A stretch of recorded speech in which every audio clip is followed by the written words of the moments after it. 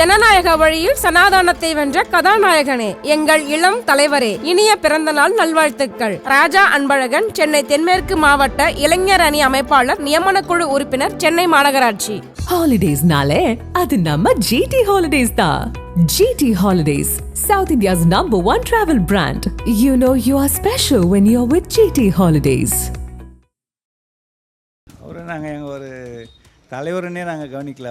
அவர் எங்கள் சகோதரர் மாதிரி பழகிறாரு, எல்லா இடத்துலையும் அன்பாக பழகிறாரு. எப்படி கலைஞருக்கு அப்புறம் எப்படி தங்களுடைய தளபதி இருந்தாரோ, தளபதிக்கு அப்புறம் எங்கள் இயக்கத்துக்கு வலுவான ஒரு தலைவர் கிடச்சிருக்காரு. ஒரு இளைய தலைவர் எங்களுடைய இயக்கத்துக்கு கிடைச்ச ஒரு பொக்கிஷம்பமாக நாங்கள் பார்க்குறோம்.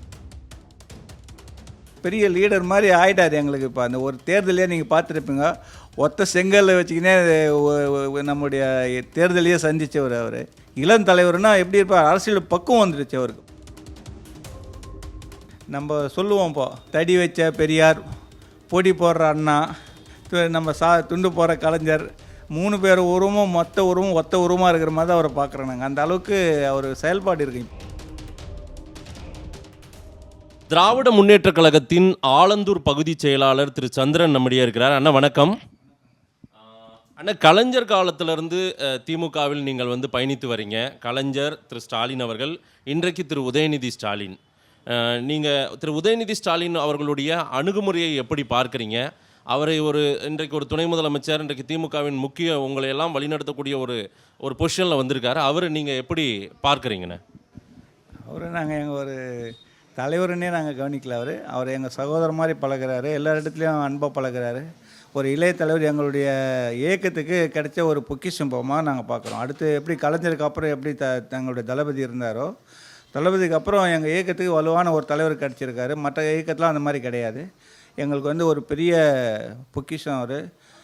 அவருடைய பணிகள் ரொம்ப சிறப்பாக இருக்குது. எல்லோரும் ஏற்றுக்கொள்கிற அளவுக்கு இருக்குது அவருடைய பணிகள். இப்போ பாமர மக்கள் பெரிய வசதி படைச்சும் கூட அவருடைய இயக்கத்தை அவரை புகுந்து பாரு. அந்த மாதிரி செயல்பாடு எளிமையாக இருக்கிறார், இனிமையாக இருக்கிறாரு. அனைவரிடத்தில் இனிமையாக பழகக்கூடிய ஒரு பண்பாளராக இருக்கிறார். அவருடைய 47வது பிறந்த நாளுக்கு ஆலந்தூர் பகுதியில் நீங்கள் என்ன ஏற்பாடுகள் செஞ்சுருக்கீங்க? நாங்கள் எப்போவுமே சிறப்பாக எங்களுடைய முத்தமிழ் கலைஞருடைய நிகழ்ச்சியாக இருந்தாலும் சரி, பிறந்தநாளாக இருந்தாலும் சரி, இப்போ இருக்கிற முதல்வர் தளபதியினுடைய பிறந்தநாளாக இருந்தார், தொன்று எப்போவுமே எப்போவுமே சிறப்பாக பண்ணுவோம். கடந்த வருஷமும் அவர் சிறப்பாக பண்ணோம், நலத்திட்டெல்லாம் கொடுப்போம். இந்த ஆண்டு மருத்துவ முகாமும் ரத்த தான முகாமும் நடத்துறதுக்கு டிசம்பர் 1ஆம் தேதி நாங்கள் தேதி நிர்ணயிச்சிருக்கோம். அவருக்கு அவருடைய அணுகுமுறை, பழகும் விதம், ஒரு தலைமைக்கான அந்த பொசிஷன்றது எப்படி நடக்கிறார் திரு உதயநிதி ஸ்டாலின் அவர்கள்?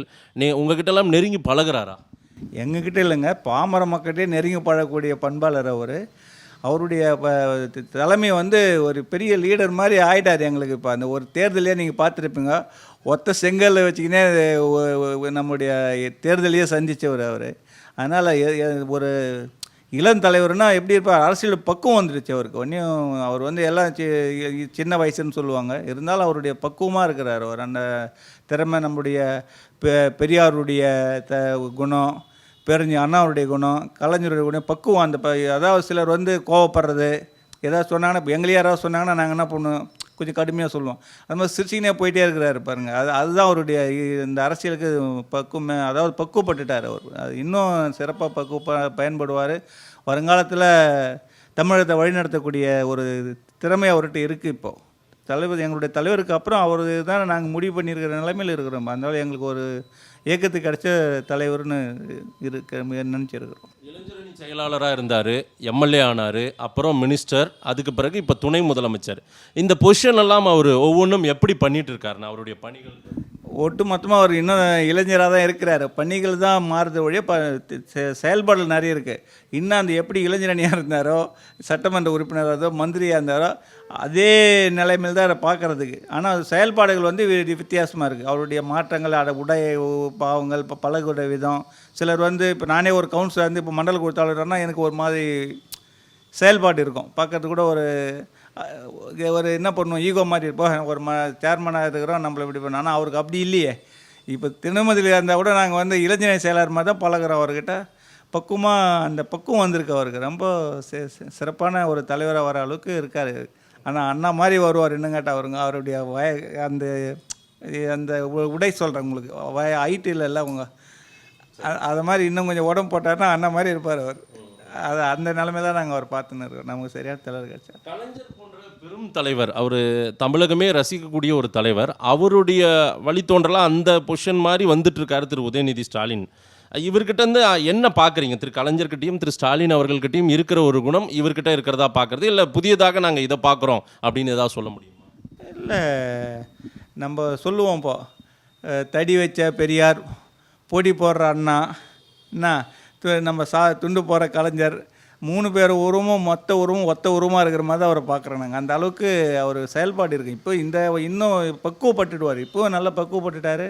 வருங்காலத்தில் கலைஞருடைய விட எங்களுக்கு இன்னும் சொல்லுவாங்க, தாய் 8 அடி பாய்ந்தா குட்டி 16 அடி பாய்ந்தா. அது மாதிரி சிறந்த செயல்பாடு நிறைய இருக்குது. மக்கள் எதிர்பார்க்குறாங்க அவர்கிட்ட. அவர் வந்தார்னா நல்லா பண்ணுவார். இப்போவே மக்கள் இப்போ ஏற்றுக்கிட்டாங்கல்ல அவரை. அதனால் எங்களுக்கு அவர் மேலே மக்கள்கிட்டே ஏற்றுக்கினாங்க. நாங்கள் சொன்னாலும் அது தப்பாக தெரியும். ஆனால் இயக்கத்தை சேர்ந்தவங்க நம்ம எப்படின்னா சொல்லுவோம்னா, காக்கையும் தன் குஞ்சு பொன் குஞ்சு மேலே நம்ம சொல்லுவோம். ஆனால் அவருக்கு பொதுமக்கள் தானே பாராட்டுறாங்க. தலைவர்னா இப்போ இருக்கிற தலைவரோடு இன்னும் சிறப்பாக வருவார், அவர் நல்லா செயல்படுவார் அப்படின்ற மாதிரி தானே பேச. ஏன்னா அவருடைய வழி தானே பண்ணுறாங்க. கலைஞருடைய ஃபாலோ பண்ணவர் தானே. இப்போ யார் ஊரில் சொல்லுவோம் முன்னேறி எப்படி போகுது பின்னேறி எப்படி போகுன்ட்டு, அது மாதிரி தலைவர் எப்படி போகிறோம் அதே மாதிரி எங்களுடைய இப்போ இருக்கிற தலைவர் போகிறாரு. அதே வழி பின்பற்றி இவரும் சிறப்பாக பயன்படுத்தார். இப்போ பாருங்களேன், இப்போது எப்படி தலைவர் 24 மணி நேரத்தில் 20 மணி நேரம் உழைக்கிறாரோ, ஒரு பக்கம் எங்கள் தலைவர் முதல்வர் அந்த வேறு ஒரு பக்கத்தில் போய் நலத்திட்டங்கள் வழங்குறாரு, இவர் ஒரு பக்கம் போய் நலத்திட்டம் வழங்குறாரு. அது மாதிரி செயல்பாடுகள் நிறைய இருக்குல்ல. நல்ல சிறந்த தலைவராக வருவார்னு மக்களிடத்தில் ஒரு வெளிப்படையாக பேசுவாங்க. அது எங்கள் ஏரியாவில் நிறைய பிராமின் ஏரியா இருக்குது. அவங்களே கலைஞரை கூட பேசுவாங்க. ஆனால் இது உதயாவை பற்றி பார்த்தா, உதயானனை பார்த்தா இப்போ அவர் இந்த கலைஞர் கூட பெரிய ஆளாக இருப்பார் அவர் அப்படின்ற மாதிரி தானே பேசுகிறாங்க. அந்த பிரச்சாரம் பண்ணாருங்களே ஒரு தேர்தலில், ஒரு ஒத்த செங்கல் வச்சுக்கிட்டு மோடியை பார்த்து இந்த எய்ம்ஸ் மருத்துவமனைக்கு, அந்த செயல்பாடே மக்கள் மனதில் வந்துச்சு. அவர் நல்ல சிறப்பாக செயல்படுறார். வாரிசு அரசியல் விமர்சனம்னு ஒன்று சொல்கிறாங்க, அதையெல்லாம் நீங்கள் தொடர்ச்சியாக அதை ஏற்றுக்கிறீங்க. ஆனால் அந்த விமர்சனத்தை திரு உதயநிதிக்கு வைக்கிறாங்க சார். எந்த இயக்கத்தில் சார் இல்லை என் வாரிசு அரசுனா, இப்போ என் பையன் நான் தொழில் பண்ணுறேன்னா, என் பிஸ்னஸ் பண்ணால் என் வர பையன் பிஸ்னஸ் பண்ணுவான். நான் டாக்டராக இருக்கிறேன்னா அது டாக்டர், அப்படி தான் அந்த தகப்பனுடைய இதை பண்ணுவாங்க. இது வாரிசு அரசு சொல்கிற வாரிசுல அவருக்கு வந்தார். அவர் உழைப்பு இருக்குல்ல, அவனை தூக்கி நான் வாரிசு வாங்கின கொடுத்தாங்க. எவ்வளோ தேர்தலில் இரவு பகல் 24 மணி நேரம் உழைக்கிறாரு, மக்களிடத்தில் போய் நலத்திட்டம் கொடுக்குறாரு. எங்கன்னா ஒரு சின்ன இன்சிடென்ட்னா அந்த இடத்துல போய் நிற்கிறாரு. அது அரசியல் அதானே சார் வேணும். பணி செய்கிறாங்கல்ல, மக்கள் பணி செய்கிறாங்கல்ல. அண்ணா சொன்னார், மக்களிடம் செல், மக்களிடம் தங்களுடைய கருத்தை சொல், மக்கள் மனதை வெல்லுன்னார். அண்ணாவுடைய சொல்ல அப்படியே பின்பற்றார். மக்களிடம் செல்கிறாரு, தன்னுடைய கொள்கைகளை சொல்கிறாரு, மக்கள் மனதை வெல்றாரு. அவர் செஞ்சுட்டு தானே இருக்கிறார். நீங்கள் எப்படி வாரிசுன்னு சொல்லுவீங்க? வாரிசுன்னா சும்மா கருத்தை குத்திக்கிட்டு வேலையை பார்க்காம அரசியலே இல்லாமல் கொடுத்தா வாரிசுன்னலாம். அது இவருனா வாரிசில் வராரு. இவர் எப்படி நம்மளுடைய கலைஞர்கிட்ட தளபதி ஒர்க் பண்ணாரோ, என்ன சொன்னார் அப்போது, நீங்கள் இவரை பற்றி என்ன சொல்கிறீங்கன்னு கேட்குறப்போ அவருடைய உழைப்புன்னாரு. அதே பாணியை இவர் பின்பற்றாருல்ல. இப்போது அதை விட கடுமையாக உழைக்கிறார் இவரும். இவருடைய உழைக்கிறதுக்கு இளமையான ரத்த ஓட்டம் இருக்குது. சிறந்த ஒரு இளைஞர். அவருடைய இளைஞருக்கு பார்த்து ஈடு கொடுக்குறாரு. ஓடி எல்லா இடத்துலையும் போய் சிறப்பாக பண்ணுறாரு. அதனால் அவர் நீங்கள் வாரிசுன்னு எப்படி சொல்லுவீங்க? நீங்கள் பகுதி செயலாளராக இருக்கீங்க. இளைஞர்கள் கூட்டமெல்லாம் திரு உதயநிதியை ஒரு இளைஞர் தலைவராக இருக்கார், அவர் பின்னாடி போகணுன்னு உங்கள் பகுதியிலலாம் சேர்றாங்களா கட்சியில்? இப்போ என்னுடைய இளைஞர் உறுப்பினர் சேர்க்க சொன்னாங்க. என்னுடைய பகுதியில் 4500 பேர் உறுப்பினர் சேர்ந்துருக்குறோம். எங்களுடைய 6 டிவிஷனில் எங்கள் மாவட்டத்தில் 1,25,000 இளைஞர் இருக்காங்க. ஒட்டுமொத்தமாக எங்கள் மாவட்டத்தில் 6 தொகுதியில் மாவட்ட செயலாளர் தாம அன்பரசன் அண்ணன் தலைமையில் 6 தொகுதியிலும் 1,25,000 உறுப்பினர் இருக்காங்க. என்னுடைய பகுதியில் மட்டும், அதுவும் இன்னும் கேட்டால் எங்கள் பகுதியில் ஒரு 1,35,000 வாக்கு இருக்குது. அதில் குறைஞ்சது 75,000 வாக்குகள் பிராமண சமுதாயம் சேர்ந்தவங்க. அந்த பகுதியிலே நாங்கள் 4,500 உறுப்பினர் வச்சுருக்கிறோம் இளைஞர் அணியை. இன்றைக்கி ஏதாச்சும் ஒரு இதுனா கூப்பிட்டா, நீங்கள் வேணால் ஒரு எக்ஸாம்பிள் பார்த்தா ஒரு 1 hour டைம் கொடுத்தா எங்கள் ஒரு 400-500 இளைஞரை கூட்டிடுவோம். நான் ஃபோன் கால்லே வந்துடுவாங்க. அந்த மாதிரி இளைஞர் பட்டாலும் நிறைய இருக்குது. இளைஞர்லாம் இல்லாமல் இல்லை, எங்ககிட்ட நிறைய இளைஞர் இருக்காங்க.